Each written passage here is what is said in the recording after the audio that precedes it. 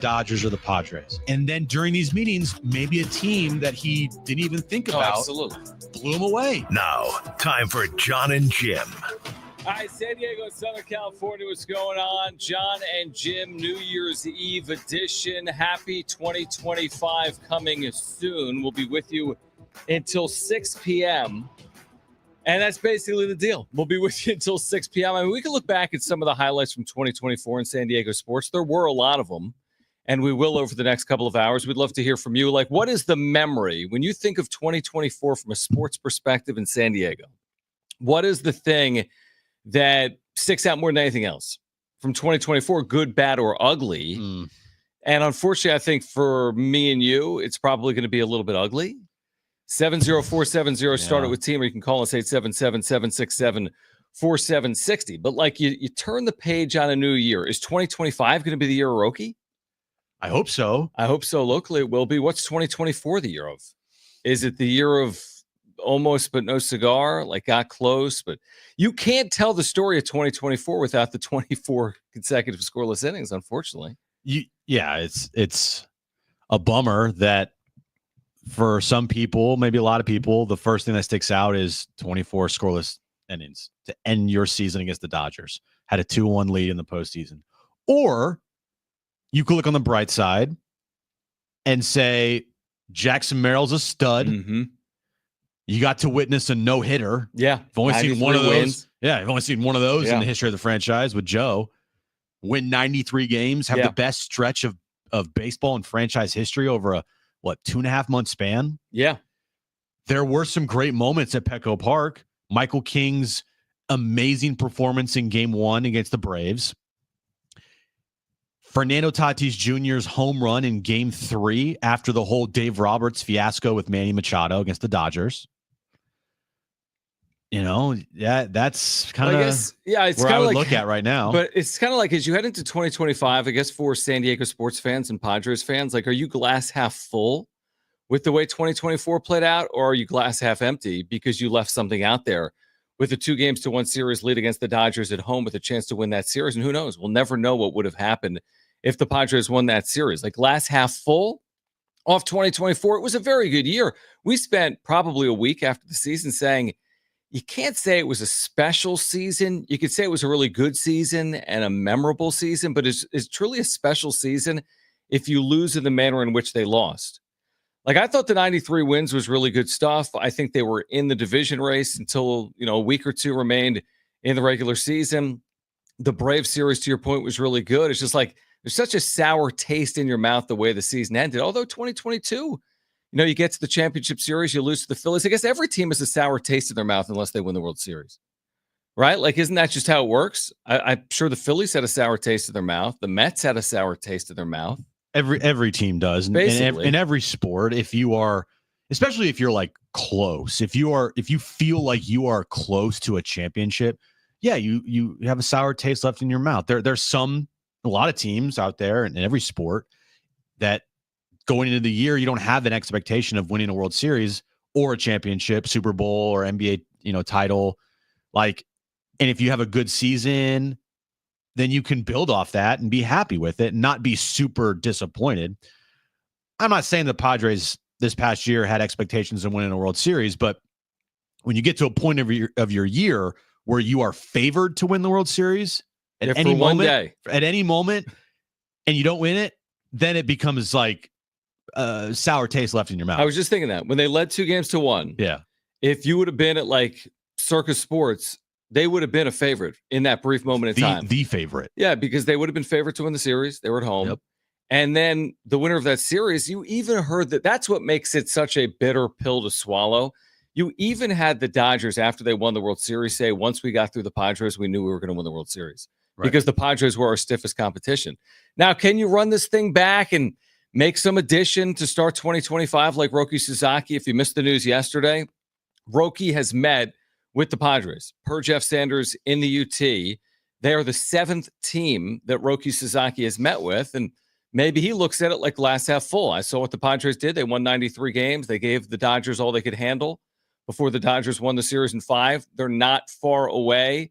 If I join, maybe I can help put them over the top. Or will it be more disappointment to start 2025, because the issue with the way 2024 ends is all you want to do is get some good news. Like the way 2024 ended, all you want is something, right? You want like a big signing. Well, they're not going to make a big signing. No. You want a big trade. It hasn't come as of yet. Now you want Roki Sasaki.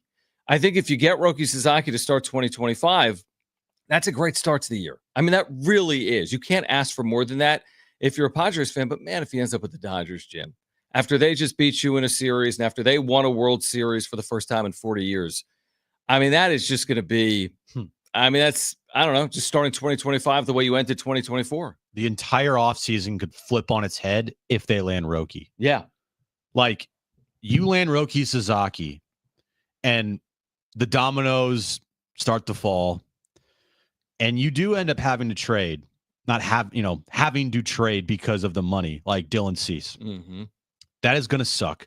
Not going to like it in the moment. And I hope that the players they get in return help them out, like the players that they got in the Juan Soto deal help them out. I don't know if they're going to get that type of caliber deal, but you can get maybe like a starter and maybe a back end of rotation piece or a prospect that hopefully turns into something, right? I can fall back on like, well, they got Roki and you're going forward and you have a vision and you have a long-term vision here. You don't land Roki, it's like, now what? Because your rotation after this season is nothing. It's literally you, Darvish, and Joe Musgrove off Tommy John, and that's it. That's the only thing that's guaranteed to you. Now, I think we'd both be surprised if both Dylan Cease and Michael King weren't here in 2026. I'd be surprised if one of them wasn't. Not both. I'm saying I would be surprised if one of them wasn't here in 2026. And you would too. I'm only saying that because I know how important having at least one of those pitchers long-term is to this franchise. Well, I think Cease is gone. Like I don't think he's here in 2026. But, we've heard nothing about contract talks with Michael King yet. And he's, I would say, equally as important to keep. Like if you're saying you got to keep one or the other, who you picking? You picking King or you picking Cease long-term? I'm going to take King for two reasons. One of which is he's more affordable. The other of which is you could argue that he's just as good as Dylan Cease and he comes at a discount. Like, is Michael King a quote-unquote worse pitcher than Dylan Cease? He was as reliable in the postseason. I know it was a small sample size. He's younger, isn't he? It's close, but he's younger maybe by a year. Less tread. He's got less innings on his arm. I would take King. Less innings. I think there's still upside there, and I think he costs less money. You want to know something funny? The same age. Dylan Cease is younger. Is he? Yeah. But how many innings has Dylan Cease thrown in his career compared to Michael King? It's probably not even comparable. No. Dylan Cease is at almost 850 innings. What's King at? 400? Michael King has he even thrown 400? I'll take the under on Major League innings at 400 probably. You are going to be my stupid computer. 421. Okay, so half the innings. I mean, couldn't you make the case? I guess my point is, I'm not saying Michael King's a better pitcher. Make the case for Michael King over Dylan Cease. Yeah, because Dylan Cease is gonna cost around a Corbin Burns type of deal potentially if he has another season comparable to the one he just had here in San Diego. So King's half off. He's 125 and Cease is 215. Well, I mean, Michael King more than 125.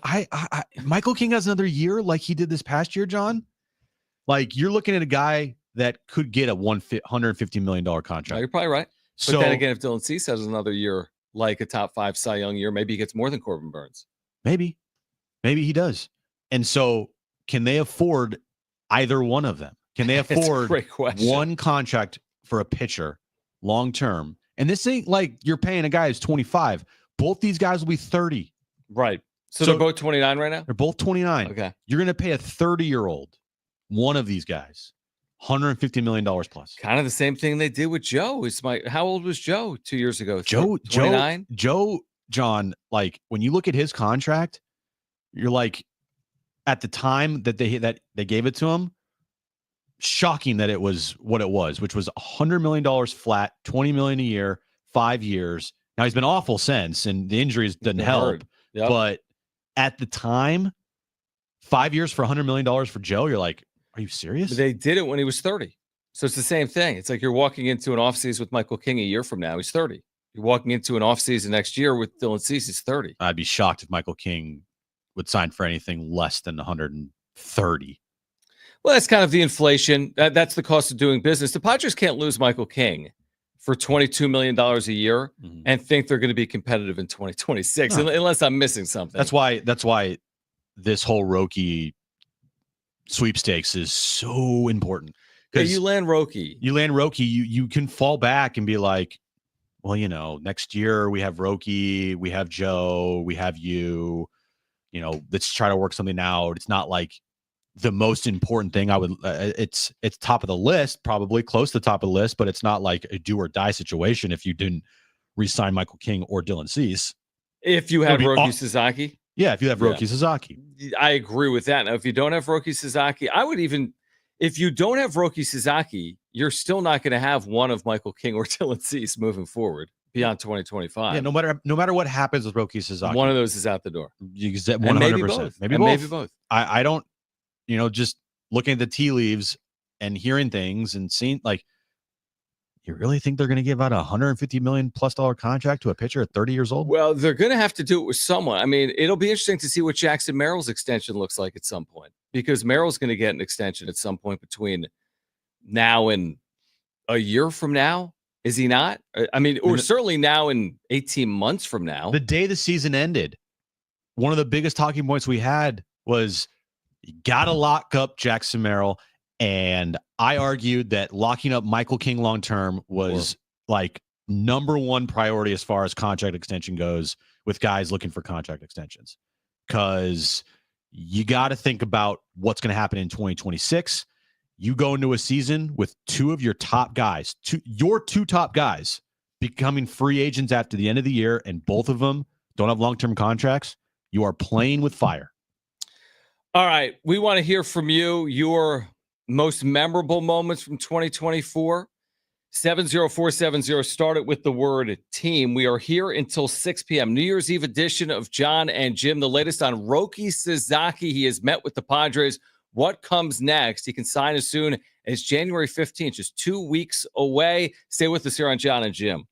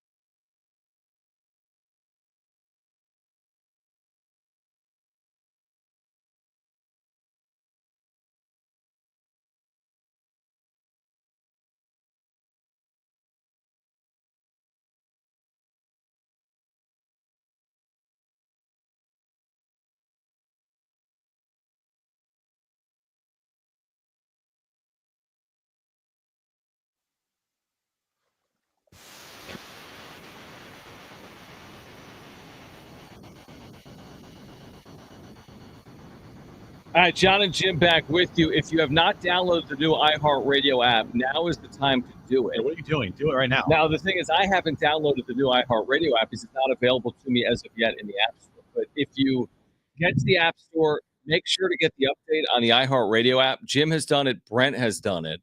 It's got all new features. I'm taking it from them, including the new preset features and more. It's the #1 audio app in the world. It's gotten better. Make sure to download the brand new iHeartRadio app. You got to set your presets, man. I know. Put Jon and Jim in there. Okay. Fletch Zone. Yeah, you can put us in there twice. You can put us in there 6 times, Yeah, right? Here we go. Ready? I'm going to take that. All right. We're going to do that. Boom. Done. All right. How you doing? Love it. All right. How you doing? Download the new iHeartRadio app. All right. So we're looking ahead to 2025. We're looking back on 2024. When I think about San Diego sports in 2024, I want to make sure not to lose in the equation. SDSU basketball made a Sweet 16, won 2 NCAA tournament games, got to the East Regional in Boston, Connecticut, won the Sweet 16, then, of course, won the national championship game. But back-to-back Sweet 16s for San Diego State men's basketball for the first time in school history.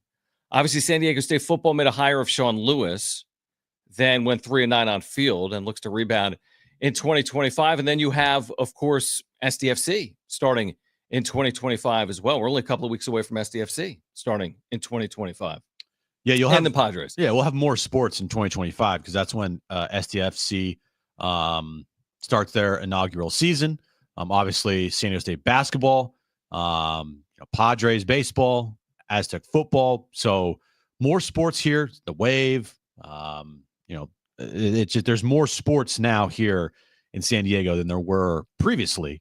So more the better. That's how I view it. Yeah, absolutely. I'm looking forward to San Diego FC getting underway for the first time in February of 2025. But again, a lot of 2024 was predicated on the Padres getting oh so close, whatever that even is worth. I mean, at the end of the day, it's only worth so much. I mean, having the Dodgers go through you in the manner in which they went through you, that's why we said when the season ended that, yeah, it was a great year, but I mean, is it a special year? Like, how are you going to remember 2024 as a Padres fan? There were some amazing moments. All the walk-offs. They had a summer of walk-offs. I know. Jackson Merrill was Mr. Clutch as a rookie. Yeah. And then the second half, like you said, they've never had a better 2.5 month stretch. That includes 1998 or 1984 and 1996. But, and then you blow the doors off Atlanta. I mean, you win 2 consecutive games at home. You blow the doors off the Dodgers in game 2. You blow the doors off the Dodgers in game 3. And then Dylan Cease is on the mound in game 4. And it doesn't matter if Dylan Cease had thrown a no-hitter in game 4 because he wouldn't have because they didn't score. I was thinking about this the other day when we were talking about the Padres ownership, not issues, but just like developments with their ownership. John Seiler becoming taking over for Eric Casenda as the point person of the franchise. And, talking about the legacy of Peter. And yes, there's no NFL, there's no NBA in this town. So it's a one-horse city. That's what it is. It will always be that way until otherwise. That's just how it is.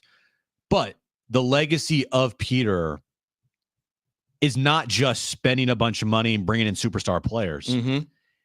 It's making the Padres a year-round discussion. Like, you don't really get that much with teams because there's other sports in other cities. And even if there's only one, team in one city, not really many in the country, there's other topics that are being discussed. Sure. NFL, college, like that. But what Peter's legacy has done for this franchise is not only bring in star players, but made it a conversation every single day, 365, 24/7. I mean, you and I are proof of that. Yeah, because and we see the numbers. Yeah. It's not just like we're talking to nobody. Right. Like we see people's, thirst for wanting Padres coverage every single day. I mean, me and you have fought that tooth and nail, literally, with what we do. I mean, we've had to say time and time again that people want more Padres talk. I would double down on talking Padres every single day of the week. I really think it's that type of baseball market. When 3.2 million people go to the games, there's certain cities in this country where you can talk Major League Baseball year round. Of course, in New York, they have so much else going on. Right. They're talking about the NBA and the NFL, even though their franchises are a joke, so on and so forth. But New York has always been a city where people are going to talk Yankees year round, and they're going to talk Mets too, but they're going to talk Yankees year round. I think Boston would be similar. There's not a lot of cities like it. Well, Boston, like I can't think of, even if in Boston, like you're gonna take time to devote all of your energy to talking Patriots. Yeah, I mean, now are they 3-13 one year like this? It's still. I know now they're talking first overall pick, and we land the top pick, and what are we going to do with it? Yeah, like I like off the top of my head right now, can you think of a city that has just one team? This is the only one. As far as baseball goes, this is the only city in the country with the only team being a baseball team. Other than if you wanted to say Oakland, they're gone. If you want to say Sacramento, why would you? Yeah, no. It's temporary, and you can't say it with Las Vegas as they move there. No. Now. There's other cities in the country that have one team in the Big Four. Portland has the Trailblazers, and I would imagine they're covered pretty regularly in Portland. But yeah, I mean, I think you couple it. It's twofold. It's not that it's the only team. It's that it's the only team, and they've been relevant because of Peter. And a lot of that is because of Peter, and that they're also interesting. Yep. That's one thing that is a big reason why Peter's legacy is more than just bringing in superstar players. I agree. This franchise is interesting. It feels like almost every day there's a new topic. AJ Preller is leading the charge and making sure that his team is like, you have to stay on your toes with this franchise. You got to stay on your toes. And, I credit, Peters for doing that. That's part of his legacy with this team, is making the Padres not only relevant, but making them a topic in conversation every single day of the year, 365 through every single season, because it is a one-horse city. And it can kind of go off the path if your team isn't relevant and they don't really have anything interesting about them. If they aren't good, they don't have any star players, no one's going to care. It's just not. But that's not the Padres. The Padres in this town, they're relevant. They're interesting. You have to stay on your toes. They have star players. At any moment, something could happen because of AJ Preller. Like, I credit, Peter. That's to me like a part of his legacy that I don't think has been talked about, enough with this team. Yeah, I agree with you. And I think for our listeners and our viewers, I think most people would tell you like they come to us because they want to hear what we have to say about local San Diego sports, whether it's the Padres or the Aztecs or SDFC or whatever else, over us talking about Week 18 in the NFL. Now, we're going to talk about Week 18 in the NFL. Right. We're going to talk about the NFL postseason, and we're going to talk about the NBA. But, like, are you coming to hear our voices because we're going to talk about, Packers Colts? I mean, maybe someone is, but I think by and large, they want to hear what we have to say about the Padres and San Diego sports. We'll get back to it on the other side here until 6 p.m. Do not go anywhere. I'm getting choked up, man. You are? No, not really. You take a sip of water over there? No, before you because spill the it? last time I sipped any water, we had a fire in here. Stay with us on Jon and Jim.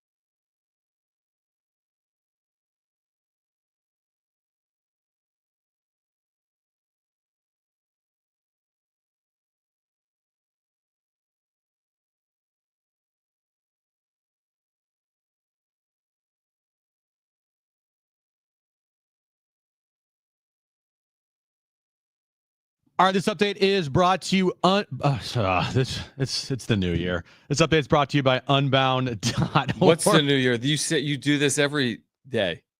The new year is why you messed up the update? Shut up. Exactly. College football playoffs continue tonight. Fiesta Bowl. Penn State takes on Boise State. 4:30 kickoff time. Tomorrow, we got a full slate of college football playoff games. Texas takes on Arizona State in the Peach Bowl. Ohio State takes on Oregon in the Rose Bowl. And Notre Dame takes on Georgia in the Sugar Bowl. Right now, there are young people across the world facing a tough choice: continue their dream of education or drop out to help their family put food on the table. You can help change their future in a single moment. See how far your support can go at unbound.org. 5:15, but don't. That was really well said. Yeah, I agree. I forgot. That has to be like a top moment of the Jon Jim here. AM 760 at ABC brings you New Year's Rocket Eve with epic performances by Carrie Underwood, Lenny Kravitz, TLC, Thomas Rhett, Alanis Morissette, Blake Shelton, and more. Join Ryan Seacrest and Rita Ora for the biggest party of the year at Dick Clark's New Year's Rocket Eve. Ryan Seacrest live from Times Square tonight, starting at 8 p.m. on ABC. Did you realize tonight was New Year's Eve? For a moment, I had forgotten. What? But tonight is New Year's Eve. What's the big plans? Nothing real. I mean, when you have a 5-year-old, we'll be watching sports. We'll watch the end of this college football playoff game, Boise State, Penn State. Mm-hmm. We'll there's a lot of college basketball. I've been watching college basketball today. What are you guys doing after the big concert last night? I know that you hit up. Yeah, we Florida Georgia Line. No, Florida Georgia Line. Who'd you say? Post Malone, dude. Florida Rita. No, it was Flo Rida. Not Flo Rida. No, it's not Flo Rida. Flo It's Rida. like Flo Rida. Flo Rida. That's why I was confused with Rita Ora.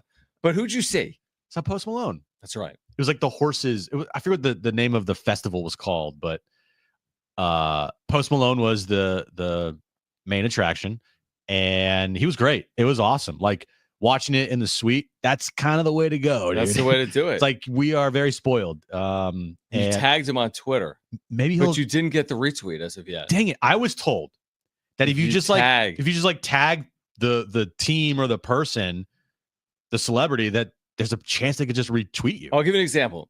Like if we have a lot of people like football, right?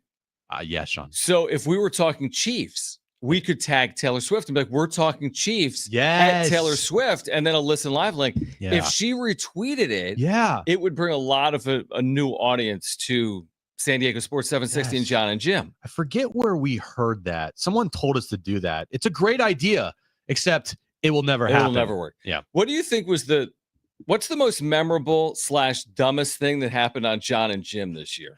Oh, easily me having like a seizure on air. Let me hear that one more time. So Jim did like have a seizure on air. This just happened like 3 weeks ago. It's like what? 5:15, but that was really well said. Yeah, I agree. What happened? That's second though. That's second to what? Oh wait, what is number one? They're just getting more powerful and more powerful by the day. Is that even a word? Down on it. You said it twice. More powerful. Now, yesterday they're just getting more powerful and more powerful. Yesterday, us nearly lighting the studio on fire. Yeah, that was a good moment. It was a low light. Yeah. Is there anything else? That's all happened in the last month, though. When I didn't understand what BOGO meant. BOGO. That was absurd. I thought it was bring your own, and it's buy one get one. That's when I said the show is so dumb. This is so stupid. Yes, yeah. There was that. What happened on the wait? Something happened on the wrap-up show. Or when did you get in? Huh? I'm trying to think. Like, did we get in trouble in some form or fashion with something we said? We are. There's always with opportunities baseball. to get us in trouble. Didn't we have a hot take that was ridiculous? Like not as strong as my Ohtani's the worst player ever take. You went off on Ohtani the day he went 6 for 6. I know I did. You went crazy the day he was. There's 50, a couple 50. things that we've posted that has blown up, and Dodger fans are, very sensitive about it. True.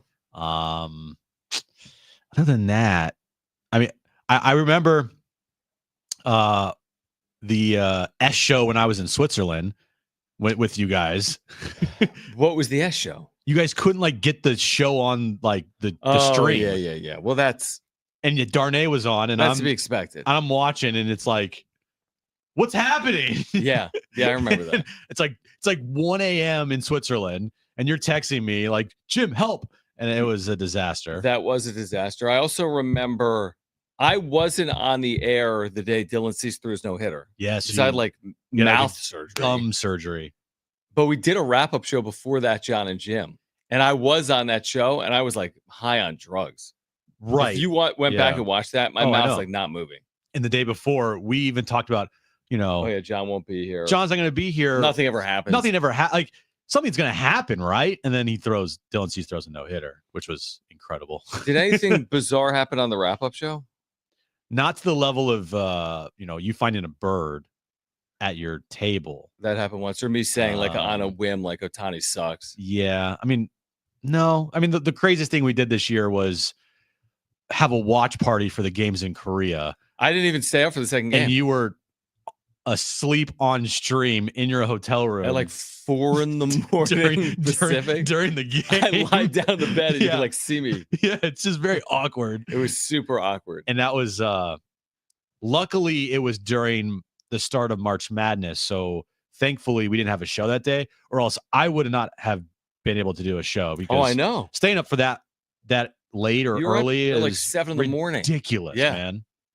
Someone on the text line said it could be one of the train wreck radios from the year. Like when one of the times me and Jim yelled at the contestants. Oh yeah, and John's like, "Oh yeah, don't why yell are you at yelling callers. at them?" I mean, you were that's true. A couple of people here on YouTube, you can search for us, Jon and Jim 760, saying best moment of the year was Jim's Joe Davis impression on the wrap-up show. Mike Miller said, "Mike, by the way, thank you for sending us the placards, the nameplates." Yeah, thank you, man. Appreciate it. Me. I meant to DM you, Mike. Appreciate your viewership, your loyalty to Jon and Jim in the wrap-up show. We really do. Got that from you yesterday, so thank you and happy holidays. He says Jon falling asleep game 2 in Korea. Yeah, that's Jim pretty good. Kind of taking over. Yeah. It's amazing what happens over the course of one full year. Like there's a lot of highs and lows. You did a solo show from outside the Naughty Barrel. Was it before opening day? Dude. Not opening day. It was not Naughty Barrel. It was was it okay? Where was it? It was right across the street. We did all broadcast in 2022 there. I'm blanking on the name. Yeah, 2023. The 2022 and 2023. Yeah. The Mexican place. Yeah. I'm blanking. I need to know this name. What is it? I know, across from the other place. What is this place called? What's the place downtown right next to Petco Park that we always Blind broadcast? Burrow? Blind Burrow. Thank you. So you did that opening day? I did that opening day while you were in Boston at like one of those fold out tables with no connection. And I had to do the entire show during the Padres home opener on StreamYard on my earbuds here. Yeah. I'm going to be honest with you. Straight up, I almost quit that day. Dude, I remember. That made me so mad. That was awful. Never again. Dude, solo shows are tough. Solo shows are almost impossible on remote. Well, because you're like a zoo animal. I was like on the street during the game with like at a table by myself. And then the game ends and I'm seeing the entire crowd come out of Petco walk by me and I see people that I know. I was incredibly embarrassed and it was awful radio. Just sitting there solo. Did they win or lose? They won, and they won late. Came from behind. That's It was a comeback from come from behind win. Yeah, and I'm just there on StreamYard because the stupid equipment like broke down. Leah says the water filter shows were the best on the wrap-up show. Remember that? Oh, Jim convinced me that if I didn't have a water filter, I'd basically die. Yeah, like tap water is disgusting. What are you doing with your life? Brent's a tap water guy, right? Brent has had a filter. But I don't have it for health reasons. I just have it because tap water tastes like crap. Yeah, exactly. Yeah. Okay. John doesn't care about his health. It's okay. No, I do. But I've lived this long without using filtered water somehow. Sure.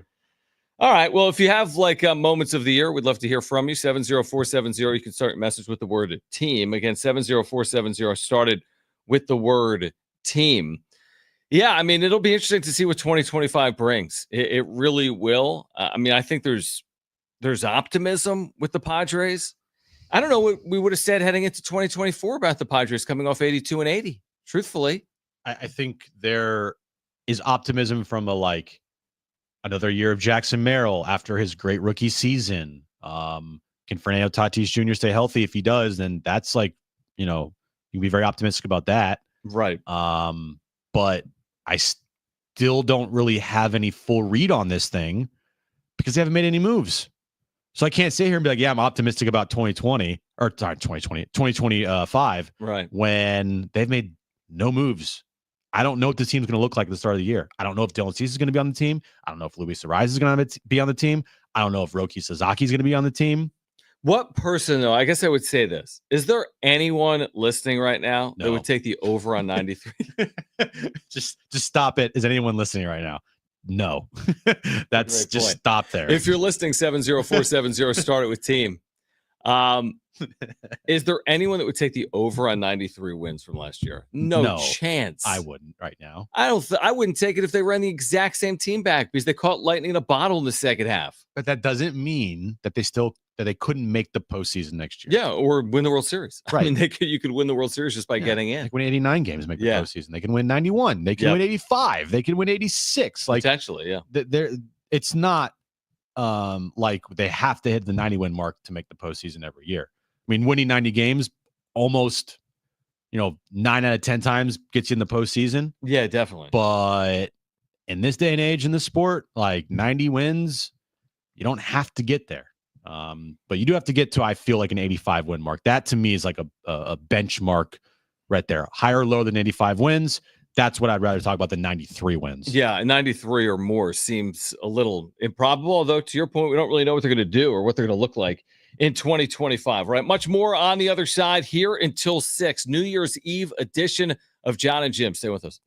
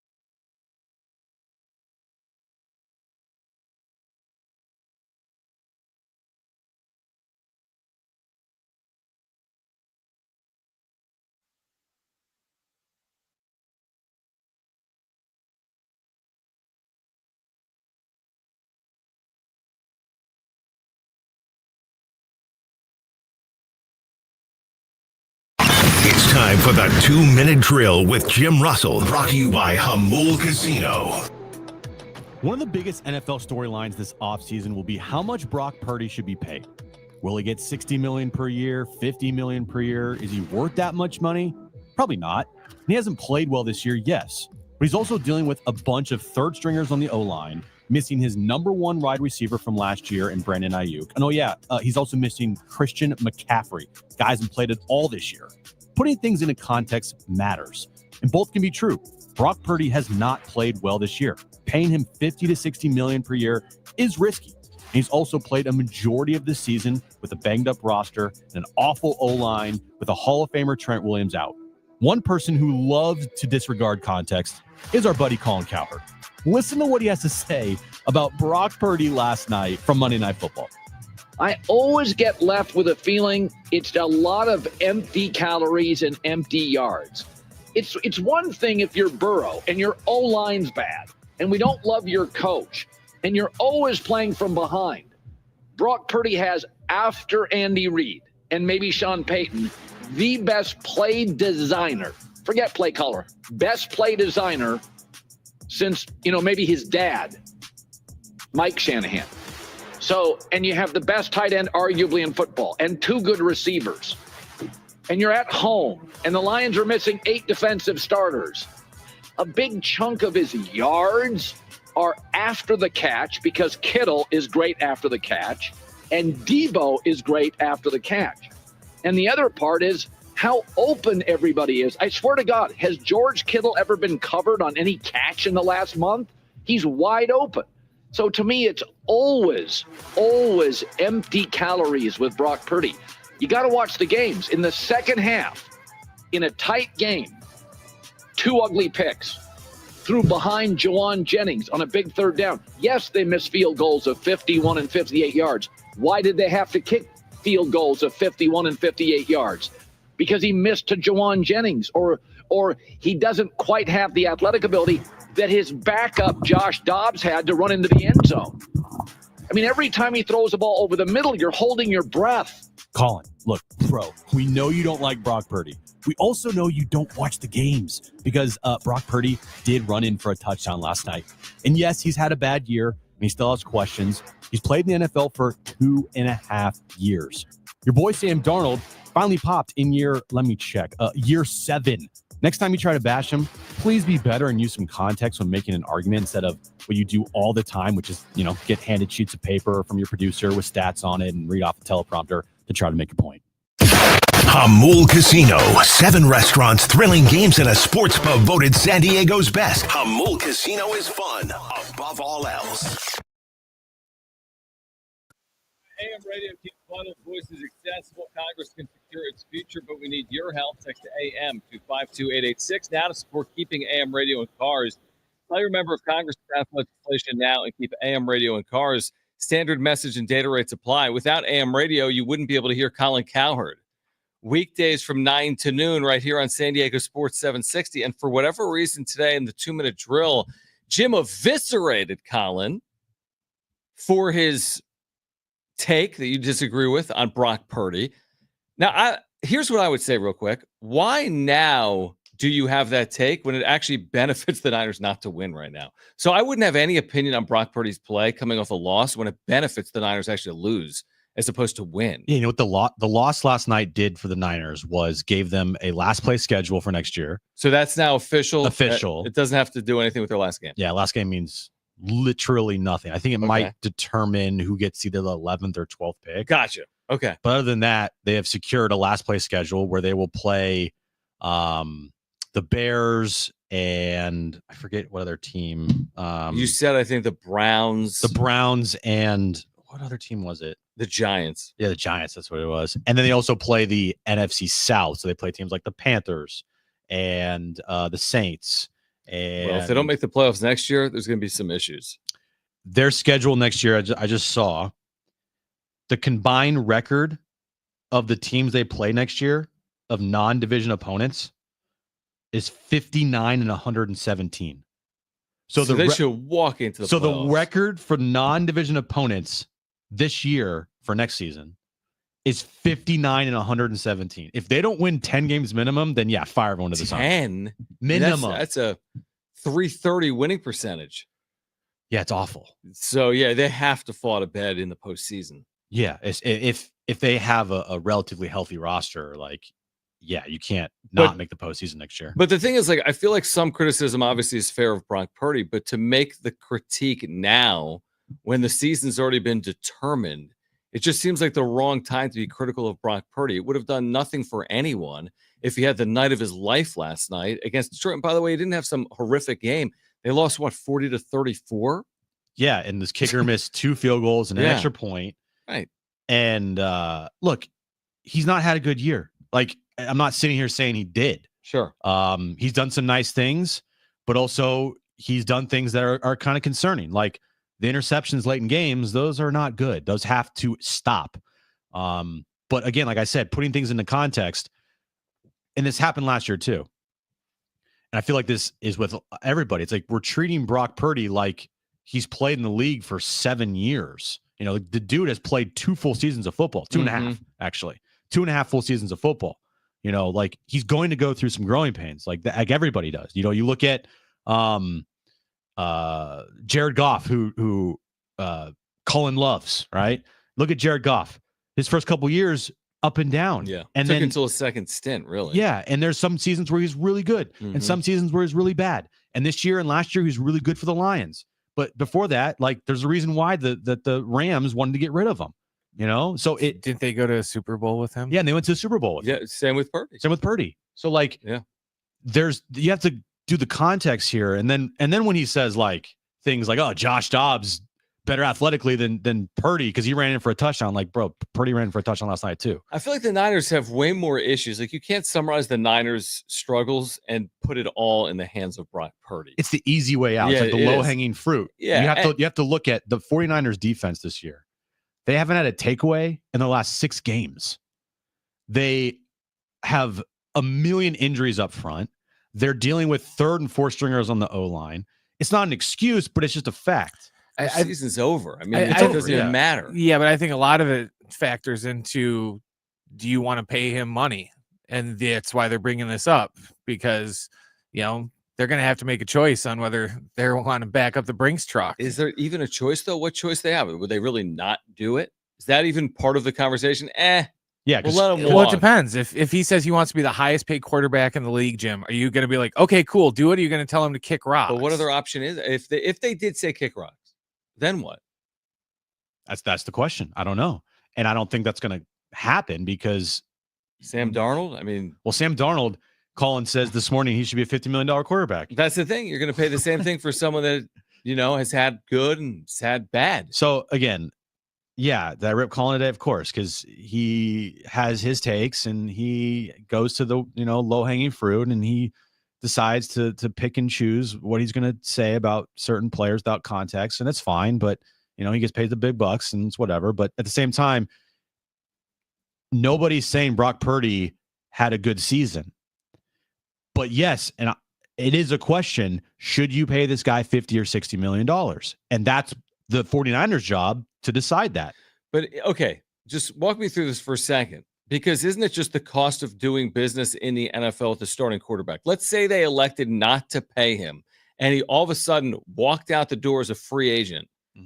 He's going to get paid by someone a lot of money. I that think doesn't mean he's going to be good. It doesn't. There's a lot of these guys that get Blake paid. Blake Bortles got paid a lot of money. How'd that work out? Is my point. All these guys do. What other option do you have? You let him walk and you're better off because you're not paying your quarterback $50 million? Well, I think that's why they're bringing all this stuff up, because they're weighing out the risk of. Yeah, the risk is you're going to be, I mean, you're walking into a situation where your quarterback is who? Yeah, that's the question, is like, if you don't lock up Brock Purdy, what's plan B? Because you got to have a 50-year-old Aaron Rodgers.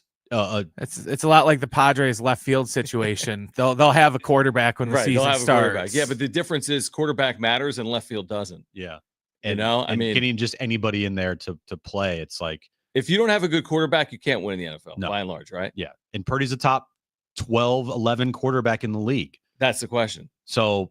Yeah, you know, exactly. That's the question. Is he top 12 or not? But I mean, he's played like at times he's capable of being that guy. He's won in the postseason. All right, on the other side, it's New Year's Eve. Back to the Padres meeting with Roki Sasaki, looking ahead to 2025. It's Jon and Jim.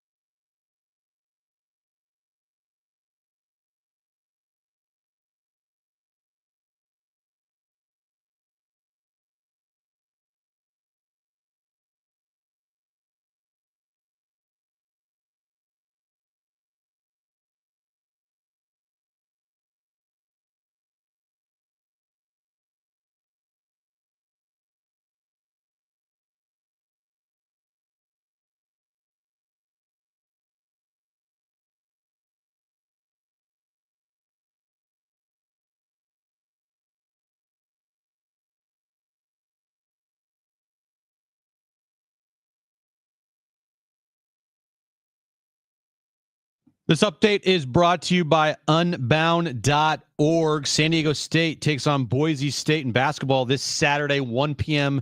tip time. You can listen to that game right here on San Diego Sports 760. And we have a full slate of college football playoff games tomorrow on New Year's Day as Texas takes on Arizona State in the Peach Bowl. Ohio State takes on Oregon in the Rose Bowl. And Notre Dame takes on Georgia in the Sugar Bowl. Right now, there are young people across the world facing a tough choice: continue their dream of education or drop out to help their family put food on the table. You can help change their future in a single moment. See how far your support can go at unbound.org.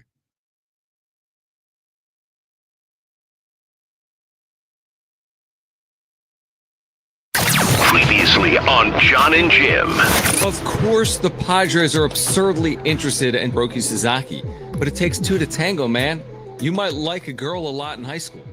She's got like you. He could have, going into this, before meeting with teams, had this mindset of, I want to go to either the Dodgers or the Padres. And then during these meetings, maybe a team that he didn't even think about Absolutely. blew him away. Now, time for Jon and Jim. All right, San Diego and Southern California, what's going on? New Year's Eve edition of Jon and Jim with you until 6 p.m. Looking back at 2024, looking ahead to what we hope to be a great 2025 in San Diego sports. And again, with you here today until 6 p.m. We're waiting on Roki Sasaki. We finally got the good news we were hoping for yesterday. Did you hear that? What do you hear? A little bit of ringing in my ears. I don't hear anything. Okay. No. It's been an interesting couple of days for me, to be honest with you. Yeah, that area over there, you got a little problem. Like the water. Your headphones are on fire. And the headphones. Don't joke. And the fire over there. But you know that feeling sometimes when you have you hear something randomly? Yes. Do you know what I'm talking about? I had that on our trip back on my earbuds, and I thought I was hearing a ringing sound. Yeah. And I was like, Aaron, do you hear something? And she's like, no. Right. It's not good. It was like weird. I'm like, what is that It's probably sound? because we wear headphones. That is 99% of our probably lives. Probably right. Yeah. Anyway, we're waiting on Roki Sasaki. The news that was good yesterday came from Jeff Sanders. I wasn't really expecting it, although we were like, man, we need something on Roki Sasaki meeting with the Padres. Then we need it now. Jeff Sanders tweeted out that they have met, in fact, with Sasaki and his representation, and he's met with 7 teams at least. And now it's just a waiting game, Jim. We're waiting until January 15th, if not later.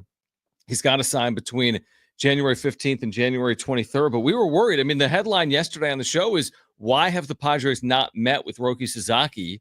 Well, it turns out, in fact, they have met with Roki Sasaki. It doesn't mean they're a favorite. I mean, it means maybe they're one of 6 or 7 or 8 teams that have a shot to land him, but it doesn't mean they're necessarily the prohibitive favorite. In fact, if you go back a couple of weeks to the winter meetings, Dennis Lin wrote, after Mike Schilt, he may have spoken out of turn. Remember when Schilt was like, oh, yeah, he's going to be a Padre next year. And then Dennis Lin was like, actually, those inside the organization do not believe they're a prohibitive favorite. So I just don't know what to think about it.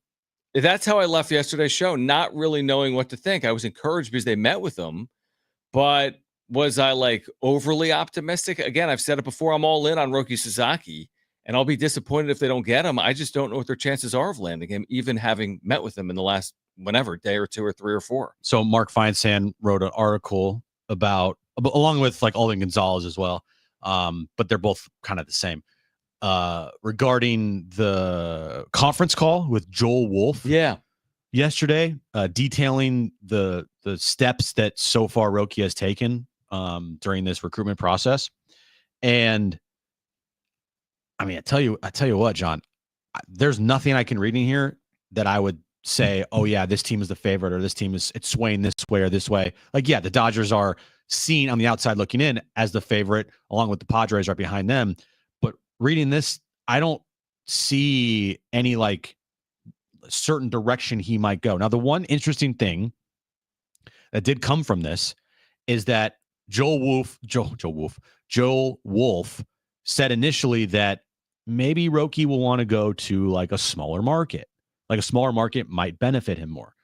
Well, then it was reported yesterday, yeah, market size doesn't matter. That's the part that actually was the most discouraging for me, because to your point, I read that as well, and it doesn't sound like there's a clear front runner necessarily, even though everyone has talked about the Dodgers as the front runner. But if there's any negative in there for any team, isn't it the Padres? If the agent is saying market size isn't going to matter, and he's met with 7 teams and 6 of them are big markets. If there's 30 clubs in baseball, let's say 10 are big markets, 10 are mid-size, and 10 are small. Of the 7 teams he's met with, 6 are in the top 10 in market size, correct? You have Cubs, That's top Mets, 10. Yankees, Yep. Dodgers, Giants, top 10. Giants, And Dallas is the Texas Rangers. Texas, and then San Diego. So 6 are the top 10 markets in the sport. And then there's San Diego. I would say mid-tier market size. Yeah. The Padres have punched above their weight. Yeah, but they are in the mix because of the players they have on this team. Yeah, They have yeah. superstar players and Manny and Tatis, and Bogarts has won multiple World Series, and he was like the leader of the Red Sox teams. Yep.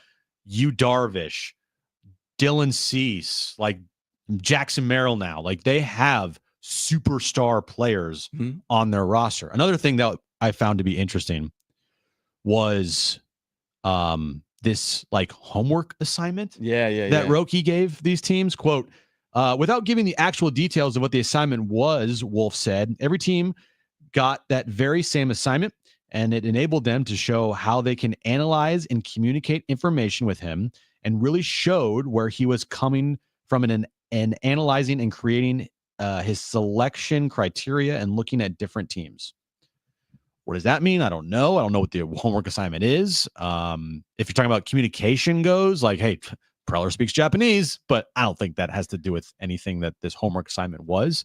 If he gave us a homework assignment, you know what we would do? We would just put the thing into ChatGPT. Oh, 100%. There's a Japanese international superstar pitcher that has asked us the following question. Can you create a book report?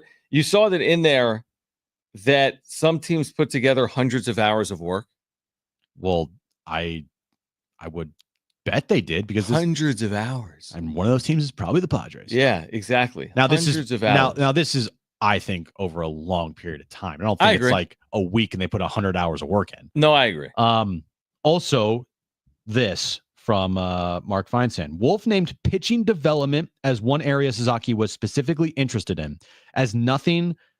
Also noting that they had conversations about market size, location, team success, and whether a team already had Japanese players. While Sasaki is weighing every factor, the ultimate goal is to continue his development into one of the world's greatest pitchers.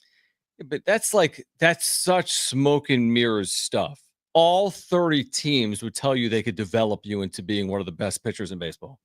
Every single team would believe in their developmental process. There's not one team. I would tell you the Oakland A's could probably make a decent pitch for development, because historically they have been able to develop play. Like, it's easy to be aspirational with a player. Hey, Jim, it's like the recruiting process in college athletics. Yeah. Hey, come to Iowa State. This is the best spot for you. I mean, is it? Yeah. They can sell you it is, and then BYU can sell you, and San Diego State and Notre Dame. It's easy. Yeah, the finest campus in the country. Yeah, like how do you separate the Padres pitching development program from the Chicago Cubs? That's why I think Ruben Niebla is the key to this whole thing. The whole thing in all of baseball, that's going to be the difference? Well, he's the guy that's at the front of the pitching development of this franchise with all of the advanced things that they are doing as far as pitching development goes. It starts with Ruben Niebla. That's why I think obviously Darvish is important to this as well, but he wasn't in any meetings. I think Ruben Niebla is the most important factor in this, because guess who Roki's going to be working with every single day? Ruben Niebla. Yeah, but that's just what I was going to say. That doesn't separate them from any other team. Every other team has a top flight pitching coach in their opinion. But John, like, there are some pitching coaches that are better than others. But how would you separate Ruben Niebla from the work the Dodgers have done with their staff? I don't know. See what I'm saying? Like, that's my point. Like, that's their job. That's what I'm saying, though. There's nothing to me. They're not I made this point yesterday. They're not all the same. They're not all the same. But to say that Ruben Niebla is clear-cut number one, I think is probably. I'm not saying that. Biased. I'm saying that to land Roki, I think Ruben Niebla is the key to it, and hopefully, whatever pitch they gave Roki, whatever pitch that Ruben Niebla gave to Roki and that was something that Roki looked at and says, oh, wow, that stood out above the rest. Yeah, I hope so, too. But again, like, I guess we're hanging our hat on, we hope that this is the pitch and we hope this is what he wants. Well, do you believe in Ruben Niebla, or do you believe in him or not? Sure. But again, do you think he's one of the best pitching coaches in the league?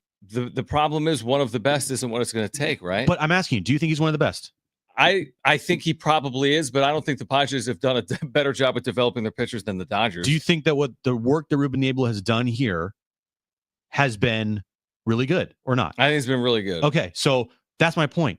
Is the job that Ruben Abel has done here since he's become the pitching coach of this team and the development of guys like Michael King and helping Robert Suarez and helping Josh Hader when he was going through his struggles and having Blake Snell. Like, hey, guess what? I was a pitching coach of a Cy Young. I was a pitching coach of a guy that finished top 4 in Cy Young. I was a pitching coach of a guy who, in the first year becoming a starter, had a sub-3 ERA. I helped one of the best closers in the game get out of his funk and become amazing that year. Like, he has credentials, and it's not just with the Padres either. It goes back to Cleveland as well. I wonder if sometimes we just get a little blinded by the fact that what we're seeing is solely from the lens of the Padres. I think Ruben Abel's done a really good job. The idea that he's a pitching whisperer beyond other competent organizations, to me, is probably a bridge too far.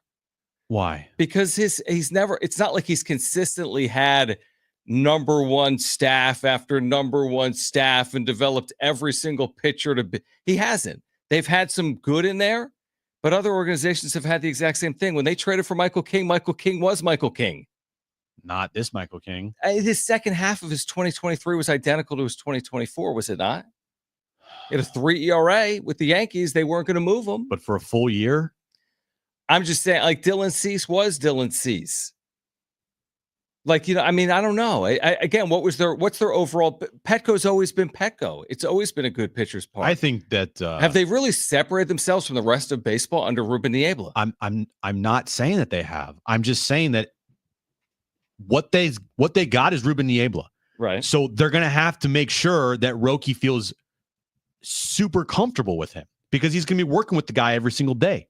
That's why I'm saying he's the most important piece to this recruiting process. Is Ruben Niebla. That's how I view it. Yeah, maybe. And if Ruben he was even there. Why are you discrediting Ruben Niebla? I'm not discrediting, but I'm just like pulling it up right now. Like the Padres a year ago had the 13th best ERA in baseball.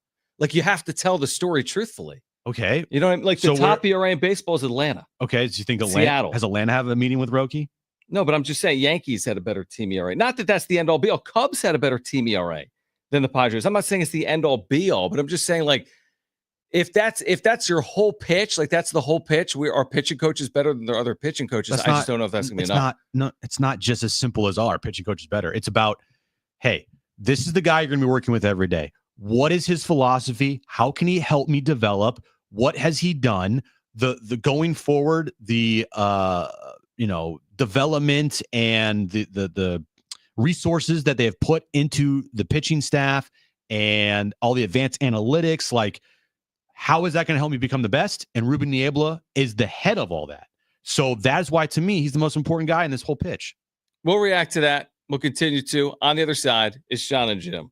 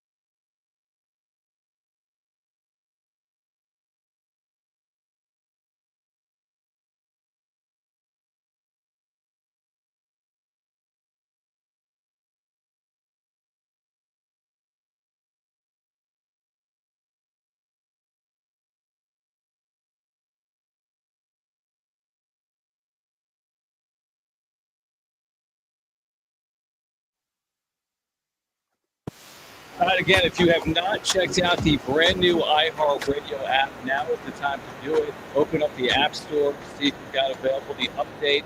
The brand new iHeartRadio app now available heading into 2025. Man, that went quick, arguably 2024, depending on who you ask.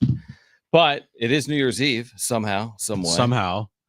And our next show is in 2025. See you next year. Yeah, not tomorrow. But I'm bummed. But on Thursday. Those people are like, see you next year. Yeah. You're like, cringe. you went there. Okay. Next year, I mean, you look at what's to come here, and when does spring training start? Second week? 40-something days. Is that what it is? Yeah, it might be less than that. Yeah, Padres have a spring training game February 21st. So let's say, backtrack on that 10 days or so, February 10th. Well, you got, so about, 41-ish days? 42, something like 42 that. days, 41 days? Until they report? Yeah, Super Bowl's on the, 9th this year? I don't know. Is that right? 9th or 6th? No, it's got to be on the 9th. I think it's the 9th. Yeah, I think it's the 9th. Yeah. Okay. So Super Bowl's on the 9th, and I think that week is when pitchers and catchers report. Maybe sooner than that, but they don't go to Korea. So yeah, exactly. No, I they think don't you're have right. to- I think it's after the Super Bowl. Yeah. Yeah, and then spring training gets underway on the 21st, and I mean the season they keep moving up. I mean the season starts March 27th, which is fine in San Diego. It's actually great, but like when you're in Chicago or Boston or wherever else, I mean, Yeah. Start of the season March 27th. in places like that are always difficult because Always. it's just the weather, and then October gets cold and just not great. To your point, last year when the Padres played in So, Seoul, was that where they played? so Okay, that was in the middle of March. Same thing this year. Dodgers Cubs is Japan. Tuesday, March 18th, and Wednesday, March 19th in Tokyo. Man, I'm so glad they're not doing that. So this they'll year. report like February 1st, I guess, those teams or something like that. Yeah, that's again, is it good for like the spread of the sport internationally? Probably. I mean, are people in Asia excited about it? Yeah, I would guess yes. I mean, to have Shohei Ohtani playing in Tokyo Dome is probably a big deal. You think? Yamamoto, hopefully not Sasaki. Like Otani's is he gonna pitch one of those two games? Yamamoto? Gonna pitch Probably. one of those two games. Or is it gonna be- Yamamoto pitched last time. or is it going to be Korea. Blake Snell and Tyler Glass now? What happened last time in Korea? Yamamoto pitched. Yeah, they had it set up perfectly for Yu Darvish against Yamamoto, and they switched it. So instead of Darvish Yamamoto, it was Darvish Glass now, and then Musgrove Yamamoto. Right. Yeah, exactly. So anyway, the whole thing gets underway March 27th, and AJ Preller's got work to do. I think we are waiting on Roki's decision, which will come at some point in the next 2 or 3 weeks, and then from there, Roki Sasaki's not playing left field, even if you land him. And he's not going to catch. You still need a left fielder. He's not going to catch 3 out of every 7 days. And Did you ask him? Yes, I spoke to him actually about this. And he also doesn't address all 5 spots in the rotation. Even with Roki Sasaki, you would argue they would potentially need a 5th starter. I think that would be an internal candidate. That's why it's interesting how it does feel like they're just like waiting for this Roki decision before they make all these moves. But you're risking it here. It's a big risk to just wait this thing out and have your entire offseason be revolved around the decision of Roki. I guess the question is, what have we said this yesterday, like, are they missing out on anyone right now by not making any moves? They were never in on these top flight players. They're not, but what if some player that they were in on signed somewhere, or a trade that they could have made I agree a couple weeks ago. Now the team doesn't want to make the trade anymore. No, I think that's the point, that like at some point you are up against it. I don't know if they got lucky last year, but like you can't expect that signing Jurickson Profar for $1 million, that type of signing always pays dividends like it did. No. So if they go down that path again, not with Profar because he's more than $1 million, but they go sign whomever. Is that guy signed Mike Brossow or Bruce? Yeah, exactly. Whatever his name is. Yeah. Like, is he going to be the next Jurickson Profar? Well, I can bet your ass he will be playing at the big league level this year. 100%. 100% he will play at the big league level this year. And they hit on that type player a year ago. Yeah. The Peralta Solano type. And like those are the types of moves that players going to need to hit on, is the moves that we don't really talk about a lot because they're not sexy at all. And they're just like throwaways, it feels like, but going forward with this franchise, the throwaways probably are going to have to play some some big time roles, at some point maybe. And that's where I give Schilt credit. Like I thought he was able to maximize his team. Now, was that just everything worked out in 2024? I mean, we'll see if he can do it again in 2025. It just feels like players played to their roles successfully. Everyone did what they were asked to do, by and large, in 2024. Like he loved Tyler Wade because Tyler Wade provided whatever Mike Schilt needed, right? Yeah. He loved Donovan Solano because Solano performed in the role he was asked to perform in. Like that didn't typically happen under the Padres previously. No, I think if you're ranking, players that were most important to last year's team, if X player didn't have the year that they had, the team would not have been good. I still put like Profar towards the top of that list. I agree. Yep. Because nobody thought Jurickson Profar was going to have that year. Nobody. People thought Jackson Merrill could be a really good rookie. People thought Michael King could be a really good starter. People knew Dylan Cease was a frontline pitcher. Nobody thought Jurickson Profar on a 1-year, $1 million deal was going to put together an all-star season. But it also goes back to this point of like, if they're up against it financially, do you want Profar over whom?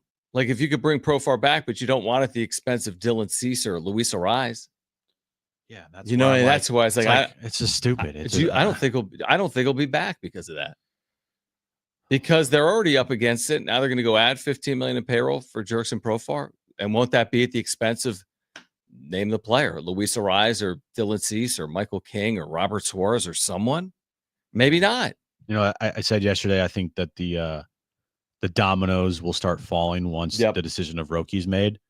And if the Padres were lucky enough to land Roki Sasaki, and then the moves they make following that is you trade Dylan Cease to like the Orioles for a bunch of their prospects. Right. And 2 of the prospects are major league ready right now, an outfielder and a pitcher. And then you re-sign Jurickson Profar, and then you make another trade for maybe a starting pitcher, and then or a catcher. Like, how would you feel about that? More content than just the idea of, well, Dylan Cease is gone. Because when you say trading Dylan Cease, you're not considering what's coming back. Mm-hmm. When I said a year ago when the trade Juan Soto, I wouldn't do it, I wasn't necessarily considering what was coming back. Like when you were gone, we talked about a hypothetical trade that was put out there in the sporting news that Dylan Cease traded to the Baltimore Orioles for their number 3, 6, and like 12th prospect. Right.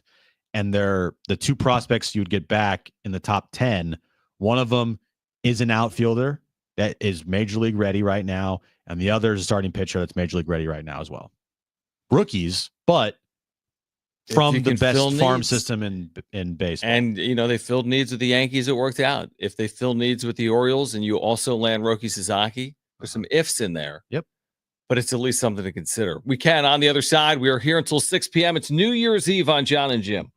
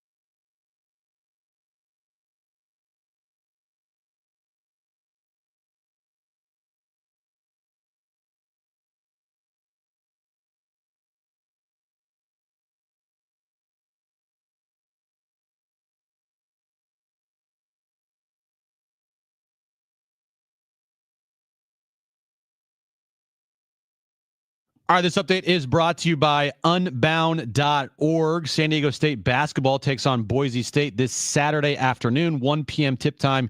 You can listen to that game right here on San Diego Sports 760. Tomorrow, full slate of college football playoff games as Texas takes on Arizona State in the Peach Bowl. Ohio State takes on Oregon in the Rose Bowl, and Notre Dame takes on Georgia in the Sugar Bowl. And Lakers basketball tonight, they take on the Cleveland Cavaliers, 6 p.m. tip time. You can listen to that game right here on San Diego Sports 760. Right now, there are young people across the world facing a tough choice: continue their dream of education or drop out to help their family put food on the table. You can help change their future in a single moment. See how far your support can go at unbound.org. All right, Jon and Jim with you until 6 p.m. A happy new year. We'll be back Thursday to kick off 2025. Full reaction to college football playoff quarterfinals. Of course, Jim just said 3 games tomorrow. The opening round of the playoff, I thought was cool to watch games on campus. The games themselves are awful. Like even a diehard college football fan like myself would tell you the games are awful. Like there was no good game. I'd be very surprised if that happened this time around. With the 3 games tomorrow, I mean, Georgia, Notre Dame should be a good game. I think Ohio State, Oregon should be a good game. Do we get one upset or not? But what is an upset? Because the 8th seed is a favorite. I know, which is weird, because if Oregon wins, that's considered an upset, and they're the number 1 overall seed, and they're the undefeated team in the tournament. Exactly. So is it upset Oregon? Well, not even that. Arizona State technically is the higher seed, but does anyone think that they're going to beat Texas? No. Right. To me, if Notre Dame or Arizona State win tomorrow, that's the upset right there, obviously. Notre Dame, though? Arizona State, yes. They're huge underdogs. Notre Dame? What are they, a 1-point underdog? Notre Dame hasn't beaten anybody this year. Georgia's quarterback is out. Okay. That's kind of a big deal. He's like the deal, top pick in the draft, but before he got hurt. Notre Dame, I'm just looking at their schedule. It's like, true, they lost to Northern Illinois. That's a big part of the story. Georgia still has pretty good defense, right? They do. Good weapons. They do. So, I mean, what's the other game tomorrow? We said Notre Dame, Georgia. We said Ohio State, Oregon. Texas, Arizona State. The upset is Arizona State. Yeah. The monumental. 12.5-point dogs. Right. Exactly. You know, another one of my favorite memories of 2024. All those times when John's camera didn't work. Oh, yeah, that was funny. Why it's not working now? Why didn't you tell me? I just did. It doesn't. It's whatever. Oh, you did just tell me. Yeah. I just didn't really care. Oh, it's because I closed StreamYard. Oh, nice. Good job. Or it closed. Well, that's fine. It is the internet today here has been kind of wonky. Oh, it's shocking. What a way to finish the. I'm very surprised. Very surprised. Maybe by setting the studio on fire yesterday, I impacted the back end. Thank you. Maybe I impacted the internet by setting an internet cord on fire yesterday. Maybe you did. Potentially. Anyway, I think these games that are underway and will continue tomorrow will be better. I mean, how could they not be? They're not. There's no chance that all of these games are going to be blowouts all the way through. And if they are, then that's a whole other conversation for 2025 as well. I still think it's a win to have an expanded playoff. Yes, I'm just glad that we get some bowl games that actually matter. Not just like we've been watching. You're right. I mean, we're watching all this stuff, and some of these games have been really good. When you were gone that week, dude, there were like 5 overtime games. I know. Like not just 5 games that went to overtime, but games that went to 5 overtime. I know. I watched a lot of them in North Carolina. Yeah, you missed the Hawaii Bowl. I was tweeting about it. That was on Christmas Eve. Real quick, going back to Christmas Eve. Yeah. That I did not think was going to become the worst sports day of the year. Wait, go on. You're saying Christmas Eve has become the worst sports day of the year? This past year it was. That is such a hot take. What about the Baseball All-Star Week? Nope. Christmas Eve was you put worst. The ESPYs over the Hawaii Bowl? Christmas Eve was the worst sports day of 2024. No, that's a really hot take. Why? Because nothing they just happened. have the Hawaii Bowl? And not only nothing happened, everything is going on. And you just missed on an opportunity to play something on Christmas Eve? Well, what's your example? Give me something you would have played on Christmas Eve. You can't do NFL. It's Tuesday. This is what I would have done. Now, I know LeBron was like, hey, NFL, Christmas is our day. You want Christmas Eve NBA? They had a chance to take over Christmas Eve. And going into the future, maybe that's the play. Now, I don't know because of the NFL scheduling and how that stuff works out, but you got to know beforehand, like, hey, guys, nothing is happening Christmas Eve. We have a chance to take over that day. Hey, NBA, you could have switched things around. Now they got great ratings. They did on because Christmas the games Day. are on Netflix, the NFL, so that helped out the NBA a And little. I'm not going to compare NBA to NFL because you can't do it. But for the NBA standards, they got really good ratings for them. So maybe they don't care. But still, I think they would have got better ratings if they had all these premier games on Christmas Eve instead. The way you say it is like Christmas Eve used to be this like preeminent sports day. No, I'm just talking about for 2024. But I'm just saying in general, there's never anything on Christmas Eve. Yeah. There's not. Yeah, and I never really thought about it until this past year. Like you said, if it's a Sunday, it's an NFL day. Yep. If it's a Monday, it's an NFL day. Yep. If it's a Thursday, it's an NFL day. Yep. So because it was a Tuesday, you ran into a scenario where nothing was on. Now the NFL, I mean, by playing games Wednesday, that alone was so untraditional for the NFL to play on a Wednesday. And they were awful games. But they were intriguing because of the teams that were in them. The games themselves are awful. Yeah. But people were watching. And then they threw that little nugget out there of like, watch us because of Beyonce. Which, I mean, there's still tens of millions of people that watch. I'm with you. The games are bad. The games are awful. Beyonce, I mean, everybody stopped what they were doing to watch Beyonce. Like it got the biggest ratings, like the rating spike happened during Beyonce. But Christmas Eve, we're all sitting there, me and Aaron's dad, and it was like, anything on tonight? Not me. And, I'm sitting there watching the Hawaii Bowl. It was nothing. No, her dad was watching the Hawaii Bowl. You know what we were watching? No kid, because Joe has Christmas movies. No, Joe has this like setup where he can watch anything. It's kind of crazy. It's like a television. No. Like, like we were watching high school basketball in like Indiana or something. Well, that's disrespectful to the Hawaii Bowl because the Hawaii Bowl was really good and it went to 5 overtimes. You know, joke was he turned on like some high school basketball game. It was amazing. That's like basically what I would have done. I know you. Because with ESPN Plus, there's always something on. That's the thing. But I'm with you. Christmas Eve, there's not a lot. It wasn't ESPN Plus. It was like some random Indiana. But here's the thing. I don't think Christmas Eve is worse than ESPY's Day. The day after the All-Star game, that's the worst. Well, the reason why I'm okay with that day is because I prepare for it every year. Right. And there's nothing that I'm like, they should have this on right now. Right. Like there's no football. Summertime. There's no college basketball. There's no college football. No, you're right. There's no it's just NBA. that whole week, man, is so slow. All-Star game, Major League Baseball All-Star game is such a slow week. But why Christmas Eve was awful this year. Not just sitting around. Because you're sitting around and you have all the sports happening, but they decide to play none of them. That's where my like gripe comes Make in. a call to Adam Silver. Okay. I mean, they could play though back-to-backs. And the NBA loves their back-to-backs. Why aren't 5 games on Christmas Eve and 5 games on Christmas Day? Yeah.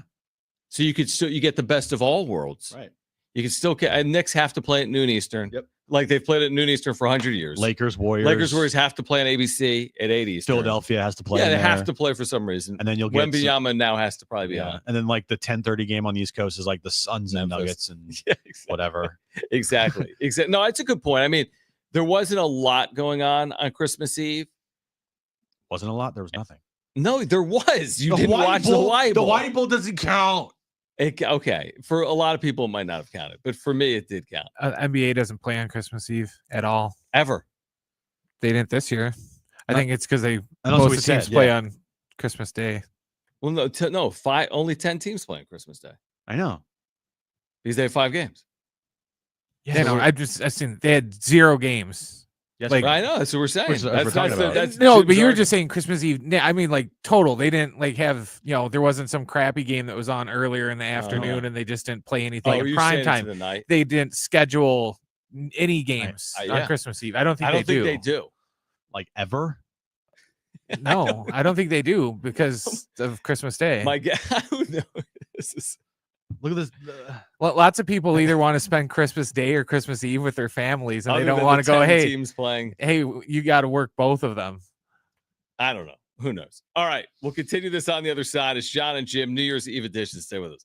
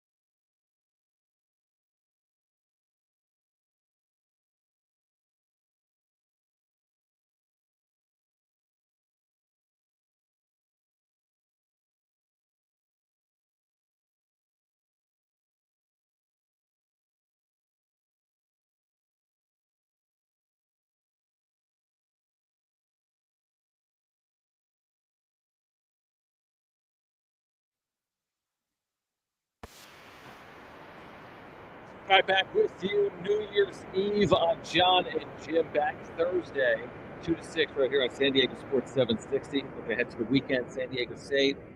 This weekend, back at it, Boise State. Critical game for the Aztecs Saturday at 1 p.m. I'm going to get the San Francisco 49ers credit here. But last night's Monday Night Football game that really was inconsequential. is the most watched Monday night game of the season and a top 5 Monday night football game on ESPN since 2006.